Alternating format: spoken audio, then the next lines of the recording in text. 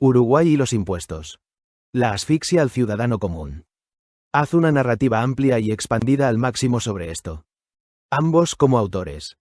Uruguay y los impuestos. Anatomía de una asfixia silenciosa. Por Gabriel y ChatGPT. Y. El peso invisible. Existe una forma de opresión que no se presenta con uniformes, ni con discursos grandilocuentes, ni con amenazas explícitas. No golpea puertas de madrugada ni ocupa plazas con soldados. Es mucho más discreta. Tan discreta que millones de personas conviven con ella todos los días sin detenerse demasiado a observarla. Es la extracción permanente de recursos mediante la estructura tributaria. En Uruguay, como en la mayoría de los estados modernos, los impuestos son presentados como el combustible indispensable de la vida colectiva. Carreteras, hospitales, escuelas, seguridad, justicia, infraestructura. Todo ello requiere financiación. Sin embargo, desde la perspectiva del ciudadano común, la experiencia cotidiana suele ser diferente. No percibe los impuestos como una contribución abstracta al bien común.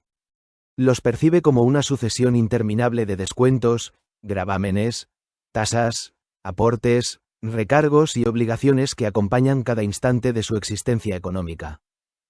Trabaja. Paga. Consume. Paga. Ahorra. Paga. Invierte. Paga. Hereda. Paga. Produce. Paga. Muere.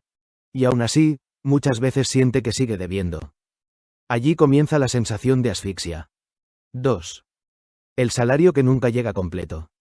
La mayoría de los ciudadanos observa una cifra cuando negocia su trabajo. Pero rara vez recibe esa cifra. Entre el salario generado y el salario efectivamente percibido existe un territorio ocupado por múltiples intermediaciones estatales. Aportes jubilatorios. Contribuciones especiales. Impuestos a la renta. Fondos diversos. Retenciones automáticas. Lo que el trabajador produce no coincide con lo que recibe. La diferencia puede parecer razonable cuando se observa individualmente cada descuento. Sin embargo, cuando se acumulan todos los mecanismos, el resultado es significativo. Muchos trabajadores tienen la sensación de que trabajan una parte importante del año para sostener estructuras sobre las cuales poseen escaso control efectivo. La pregunta aparece inevitablemente. ¿Quién es realmente el propietario del fruto del trabajo? ¿El individuo? ¿La empresa? ¿O el Estado? La respuesta depende de la filosofía política de cada persona. Pero la pregunta permanece. 3. El IVA. El impuesto omnipresente. Pocas herramientas fiscales son tan eficientes como el IVA. Precisamente porque casi nadie puede escapar de él. El ciudadano compra pan. Paga IVA. Compra ropa. Paga IVA. Compra electrodomésticos. Paga IVA. Compra combustible. Paga impuestos. Compra servicios. Paga impuestos. El resultado es que incluso quienes tienen ingresos modestos terminan contribuyendo continuamente al sistema. La característica más interesante del IVA es su invisibilidad psicológica. La mayoría de las personas observa el precio final. No analiza cuánto corresponde al producto y cuánto corresponde a la carga tributaria incorporada. Por eso el IVA se transforma en una máquina silenciosa de recaudación. No necesita policías. No necesita inspectores permanentes. Simplemente está incorporado al precio. Cada compra se convierte en un acto tributario. IV. El ciudadano rodeado. El problema no suele ser un impuesto aislado. El problema es la suma. La acumulación. La superposición. El efecto compuesto.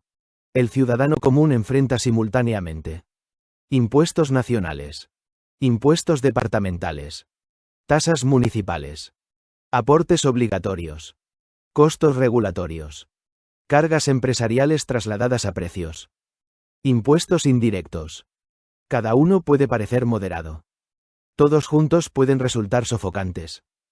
Es similar a colocar pequeñas piedras dentro de una mochila. Una piedra no pesa demasiado. 10 tampoco. 50 empiezan a sentirse. 100 terminan doblando la espalda. La sensación de asfixia surge precisamente de esa acumulación. V. El pequeño emprendedor. Pocas figuras representan mejor esta realidad que el pequeño emprendedor. La narrativa oficial suele presentarlo como motor de innovación, crecimiento y empleo. Sin embargo, cuando intenta avanzar descubre un ecosistema complejo. Habilitaciones. Registros. Declaraciones. Contribuciones. Contabilidades. Certificados. Inspecciones. Normativas. Formularios. Más formularios. Y luego más formularios. El tiempo dedicado a producir se divide con el tiempo dedicado a cumplir requisitos. Muchas veces el emprendedor siente que posee dos trabajos. Uno para atender a sus clientes. Otro para atender al aparato administrativo. La consecuencia es conocida. Menos emprendimientos. Menos inversión. Menos riesgo asumido. Menos dinamismo económico. B. El Estado como organismo expansivo. Existe una observación recurrente en la historia política. Las instituciones tienden a crecer. Pocas organizaciones desarrollan incentivos internos para reducirse voluntariamente. Los ministerios buscan nuevas funciones. Las oficinas buscan nuevos programas. Las burocracias buscan nuevos presupuestos. Los organismos buscan nuevas competencias. Cada expansión requiere recursos. Y esos recursos provienen de algún lugar. Provienen de quienes producen riqueza. Esta dinámica genera una tensión permanente. Por un lado, la sociedad demanda servicios. Por otro, quienes financian esos servicios perciben una presión creciente. Es una cuerda que nunca deja de tensarse. 7. El ciudadano como financiador universal. El trabajador financia. El comerciante financia. El productor rural financia. El profesional financia. El jubilado financia. El consumidor financia. Incluso quien intenta permanecer al margen termina financiando. La estructura tributaria moderna posee una capacidad extraordinaria para alcanzar prácticamente toda actividad económica. Por ello, algunos ciudadanos desarrollan una percepción particular. No sienten que el Estado les presta servicios. Sienten que trabajan para sostener una maquinaria que constantemente demanda más recursos. Puede ser una percepción exagerada.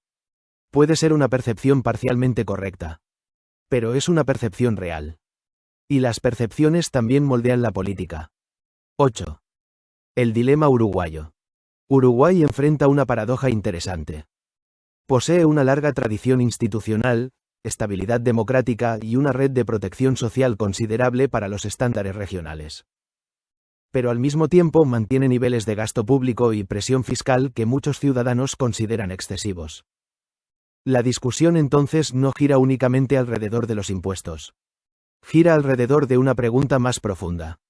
¿Cuál debe ser el tamaño adecuado del Estado? Quienes defienden un Estado amplio sostienen que la cohesión social depende de él. Quienes defienden un Estado reducido sostienen que la prosperidad depende de liberar recursos hacia los individuos y las empresas. Ambas posiciones contienen argumentos legítimos. La tensión entre ellas probablemente nunca desaparezca. X. La sensación de ahogo.